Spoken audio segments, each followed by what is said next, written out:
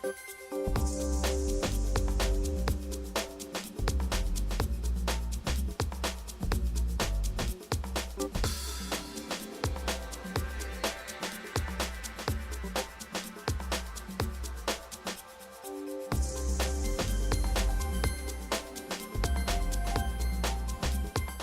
Ambassador Shear and Admiral Swift, thank you so much for joining us here at Sasakawa Peace Foundation.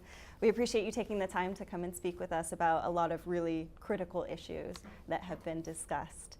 So I guess I'd like to start off with a topic, the new Japanese defense program guidelines that were presented in October 2018. I wonder, from the U.S. side, how were these proposed guidelines received?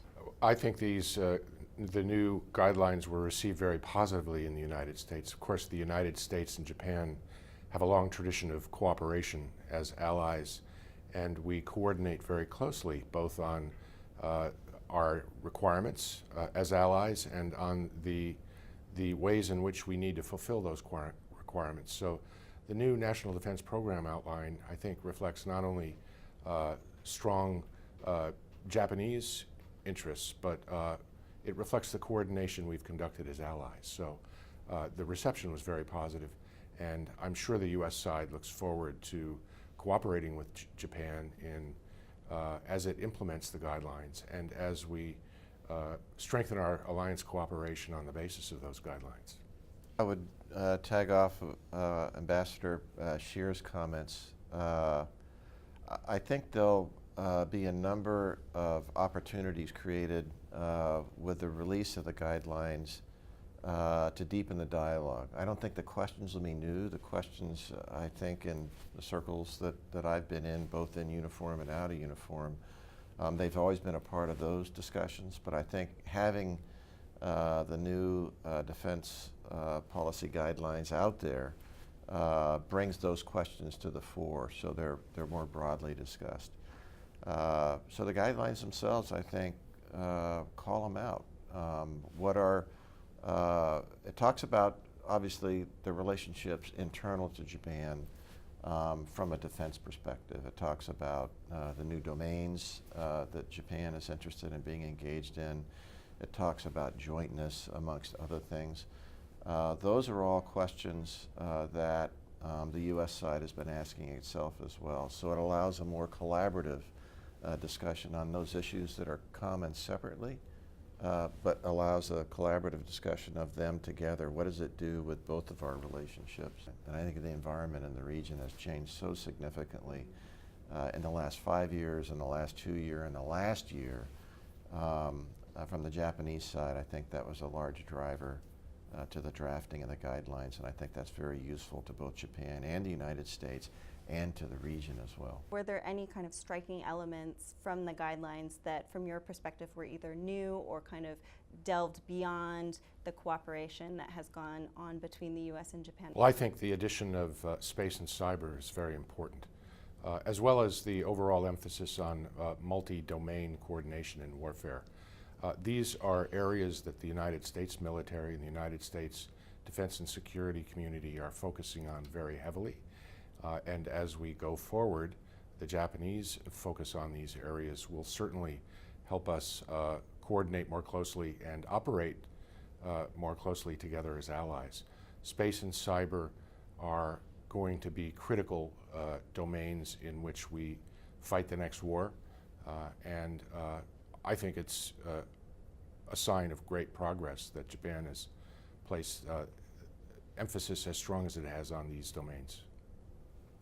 If I could add, walking a little bit in Ambassador Shear's lane here, I think it's important to note the role that the national security, the NSC, participated in drafting the guidelines. It does represent really a whole of government. I think the process of drafting the guidelines was a whole of government process on the Japanese side, which I think is instructive to everyone I know.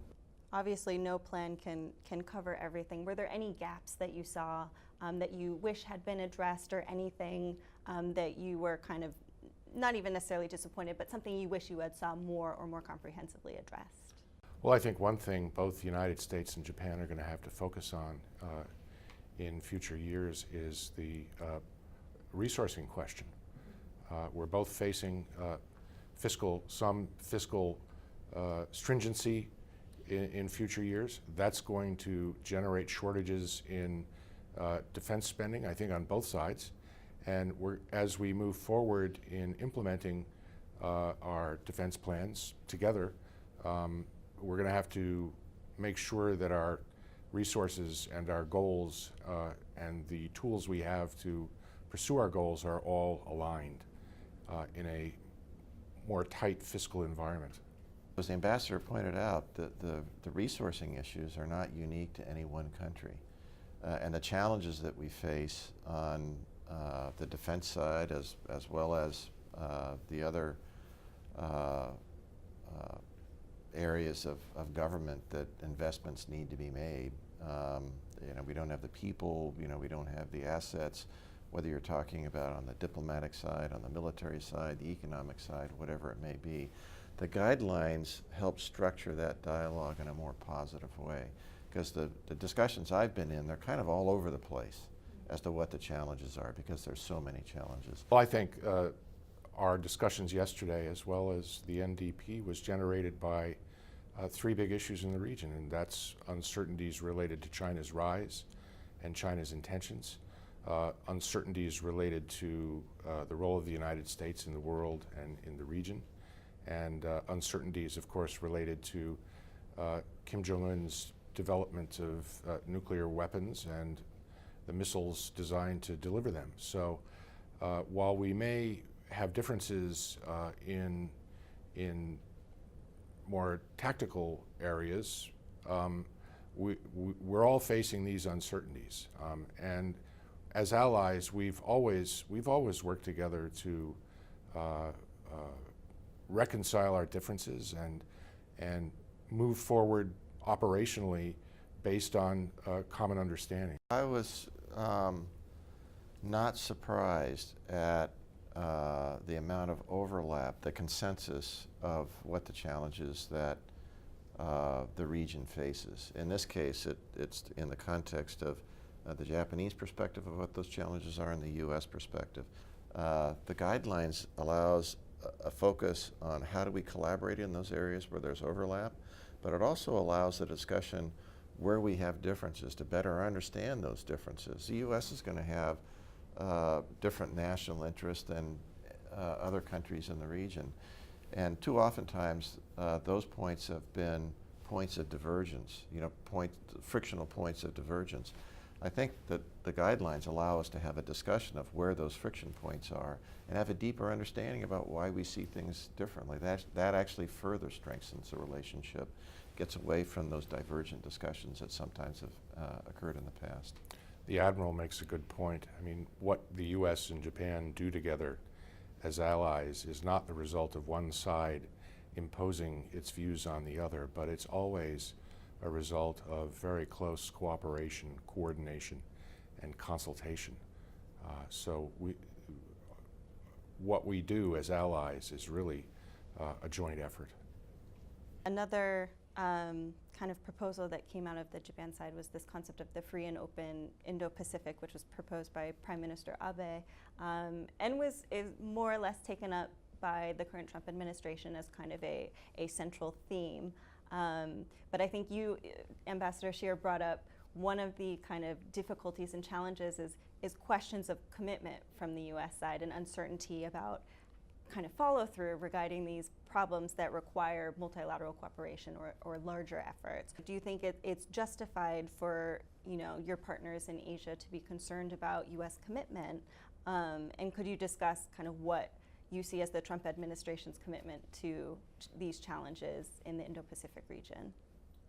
Well, I think regardless of questions of commitment, it's pretty clear that both the United States and Japan share a pretty broad agreement on strategic challenges in the region, and that's why we both embraced the free and open Indo-Pacific strategy. We'll face uncertainties about the level of American commitment as a result of what's going on in Washington. But out here in the Western Pacific, we're still working together very closely. And the United States, over the longer term, is going to remain committed to this region. I would agree. I do think it's important. I think it's less of a debate about the relevancy of uncertainty. I go back to my experiences in 2011 and 2012 as a 7th Fleet Commander, and about halfway through the tour, the U.S. Position of the rebalance, the refocus on Asia was rolled out.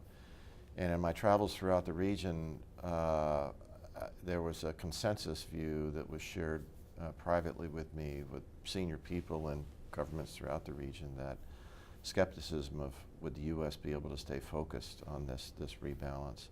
And then I left after my tour as a 7th Fleet Commander. I went back to D.C. for just a little over a year and came back as a Pacific Fleet Commander. And many of those same leaders, as you can imagine, were still in the area of my responsibility. And they were some of the first ones that I went and visited. And privately, the discussion was, "We told you so." And it was, so this is the reality of the ebb and flow from a political perspective of U.S. policy and the application of that policy. I think the relationship that we enjoy between Japan and the United States for my 40 years in the Navy, and it's continued now in my life in academia. I'm confident that these storms that we face from time to time will make us stronger as we work our way through them. I think it's important to note that one of the more certain elements in the region is the fact that Japan has stepped up and assumed a much greater leadership role in the region. And it's done this through the negotiation of the Comprehensive Trans-Pacific Partnership, the CPTPP. It has done this through increasing its funding for infrastructure projects throughout Southeast Asia, for example. And it's done this through a very vigorous diplomatic efforts by the Prime Minister. So Japan's role in the region has increased.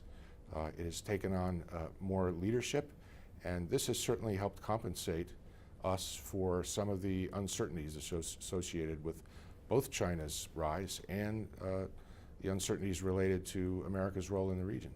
I'd kind of like to pivot slightly to kind of one of the perhaps primary challenges in the region, which of course I think has come up often in discussions, which is issues with China and its increasing efforts to kind of assert itself in the region and also on the world stage as a major power. And so I know kind of one microcosm of that kind of stepping into the world is happening in the South China Sea, which of course you both are very familiar with. And speaking of the pivot to Asia in the Obama administration, there was kind of a political and rhetorical shift saying we will focus our assets and focus our attention to this region.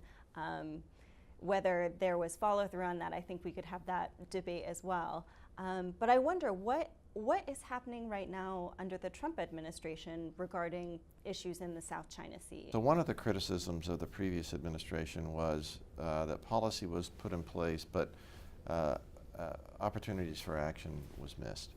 And I think what we've seen in the current administration is certainly actions have been taken, but a criticism would be with a lack of understanding of the policy behind it and what the ultimate strategic objective was. And I'll use two examples. One is the increase of freedom of navigation operations in the South China Sea. I'm a supporter of freedom of navigation from a global perspective. I think it does provide value of reinforcing the current rules-based system, but equally important, reinforcing the fact that if people disagree with the current rules-based system, there's mechanisms by which to change those rules through diplomacy and dialogue. So from a policy perspective, we lose sight too often of the fact that the freedom of navigation operations are meant as a trigger, a demonstration of where the U.S. thinks there's a divergence from in this case, UNCLOS, the International Rules-Based Order, but it's for the State Department to make that case with the country that is involved. The second point I would make is some of the actions that this administration has taken that not just with the previous administration, but before that, was close to those lines that diplomatically there was reluctance to cross. Trade sanctions, there's a broad discussion about the value of trade sanctions, but just the fact that we've undertaken them, and there hasn't been this incredible revolt or response from other countries about using them as a tool. I think some of the outreach that this administration has done to other leaders around the world that kind of raised eyebrows. It wasn't part of the conventional diplomatic approach. But anytime there's dialogue, I think that's important. So those are some examples that I would use that this administration should. I think it has expanded the dialogue in an important way and demonstrated there are opportunities out there for the United States to act to increase stability, where in the past it was felt those activities would actually decrease stability in the region. Well, we're all certainly concerned about China's rise. We're concerned about the increased Chinese assertiveness and increased Chinese military power and military operations in places like the South China Sea.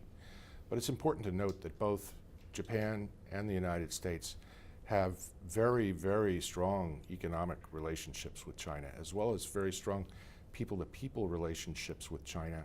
And despite the fact that we may get more competitive with the Chinese, those other relationships are going to continue, and they're going to provide some ballast on the relationship, I think, that will continue to contribute to stability. Another important point is that despite all of the important attention given to the military aspects of our competition, our approach to China, both Japan's and the United States, is primarily diplomatic. Neither side wants to go to war with China, and the likelihood of war with China is very low right now. I think the Chinese don't want to go to war with us either. So in the absence of war, we're going to be relying on diplomacy, and the primary use of military forces in situations like this is to back our diplomacy. So what we're doing with our Japanese ally is not just preparing for war, which we both think is unlikely, but using the tools we have to strengthen our diplomacy, to strengthen our leverage vis-a-vis China, and to increase our cooperation together. I do want to ask, because point taken, of course, that diplomacy is a primary outreach. I guess if history is any lesson in the case of China's actions in the South China Sea, they've continued to build up these islands, even despite saying we won't militarize these features. There has been evidence that they have militarized and put military assets on those features. And so I wonder what is the diplomatic strategy to contend with this if the strategy up until now has not really had the payoff or the meaningful impact that you might have hoped? Well, I think our military operations in the South China Sea are important. I think it's important that we continue to cast light on Chinese activities that violate international law. But it's also important that we use developments in the South China Sea to strengthen our alliances and partnerships with others. And Japan has been much more active in the South China Sea, both militarily and diplomatically, and that has strengthened. That's been what we call a force multiplier.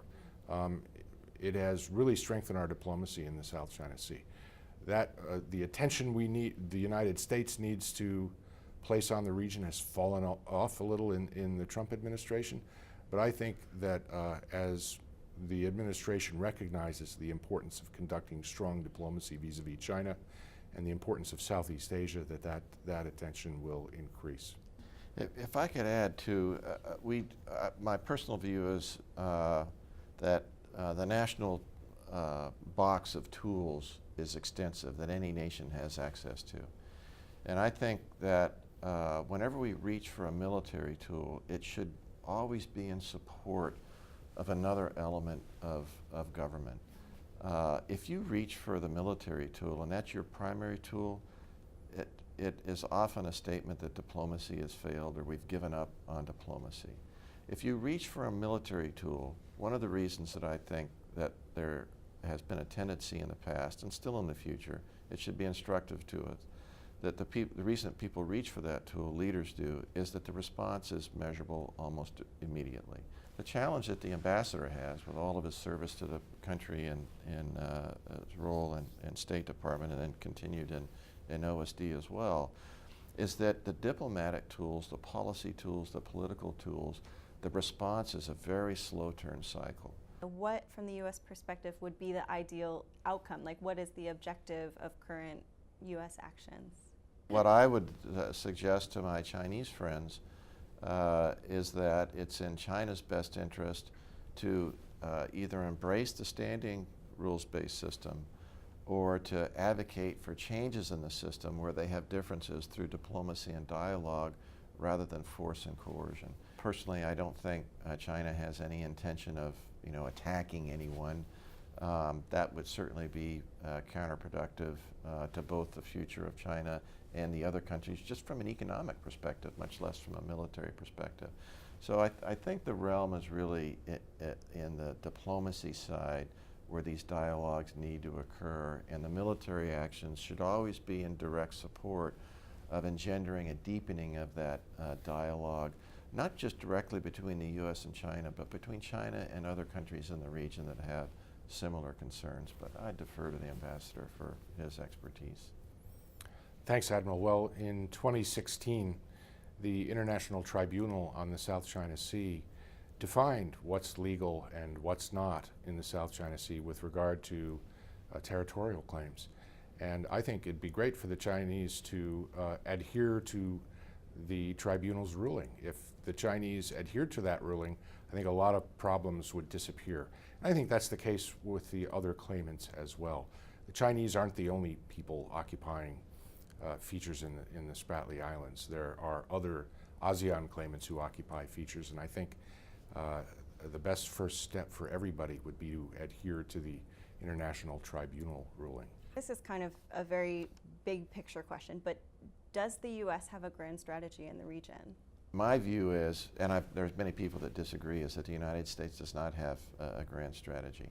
I think we had a grand strategy with respect to Russia, but with the fall of the Soviet Union and the transition from the Soviet Union to Russia, I think we went through a period of stability where we lost our way on how to go about building a grand strategy. But clearly great power competition is back, I think in a big way.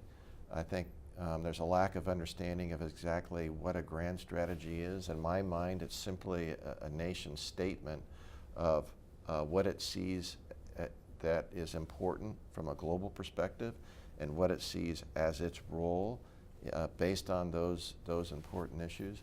And then from that grand strategy, you develop regional strategies. And what I've seen in my experience in the Navy and then now outside in civil sector and in academia is this uncertainty of others and of the U.S. exactly what is our strategy. People ask me on a regular basis, what is the U.S. strategy with respect to the South China Sea?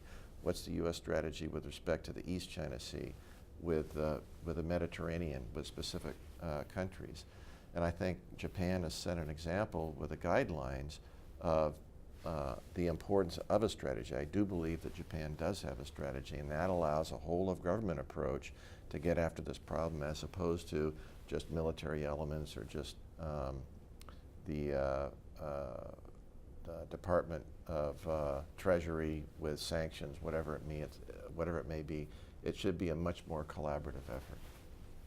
I think the administration, the Trump administration, would say that yes, we do have a grand strategy, and you can read about it in the National Security Strategy and the National Defense Strategy. And I think those two strategies do pretty well in terms of defining what the problem is, and the problem is great power competition.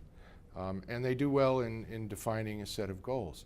But I think one of the problems associated with the national security strategy is we're not quite sure that the president adheres to it. We're not quite sure what the president believes in this regard. I've never heard him mention the words national security strategy.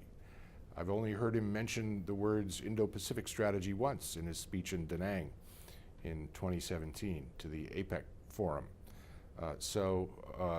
What the president believes is one issue related to the national security strategy. Another issue is implementation. We're not quite sure exactly what the administration is doing to implement the strategy at the operational and tactical levels, both diplomatically and militarily. So that's created some confusion.